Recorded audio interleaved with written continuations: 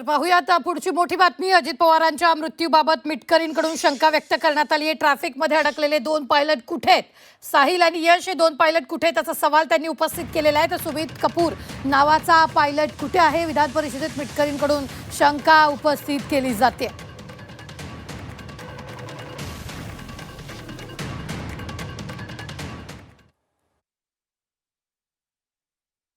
महाराष्ट्राच्या मनात शंकेचं काहूर आहे। तुम्ही फक्त भावना समजून घ्या। आम्हाला याच्यात कुठलंही राजकारण करायचं नाही आहे। महाराष्ट्राच्या मनात शंकेचं काहूर आहे। दादाच्या मृत्यूची बाबतीत ज्या काही महाराष्ट्राच्या मनात शंका कुशंका आहेत हे सत्य काय? साहिल मदन आणि यश नावाचे 2 पायलट कुठं ट्रॅफिकमध्ये अडले तेवढं तर फुटेज द्या। ते कुठे आहेत आता ते तर सांगा।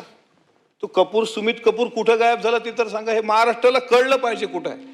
इतका मोठा नेता अचानक जात असेल आणि हे महाराष्ट्राच्या समोर येत नसेल तर याच्या मला असं वाटते ही फार आता श्रद्धांजली आपण वाहतोय त्यांना भावपूर्ण आदरांजली हे शब्दही आपल्याला वाहत असतानाही आपल्या डोळ्यात अश्रू आहेत हे दाटून येतात आपल्याला। ते उद्धवजी भाऊक होताना मी आज पाहिले की जड अंतःकरणाने त्यांनी श्रद्धांजली हा शब्द वापरला। पण आमचं म्हणणं असं आहे की एकीकडे आदरांजली देत असताना सुद्धा दुसरीकडे महाराष्ट्राच्या जनतेसमोर निदान दादा किती वाजता घरून निघाले त्यांच्यासोबत OSD PA PS हे नेहमी असायचे। सगळे हे प्रवास करणारी लोक होते आम्ही त्यांच्यासोबत।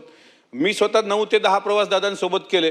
त्यांच्या कुठंच काही हे दिसत नाही। असा इतका मोठा नेता अचानक आपल्या महाराष्ट्राच्या पटलावरून दूर जातो।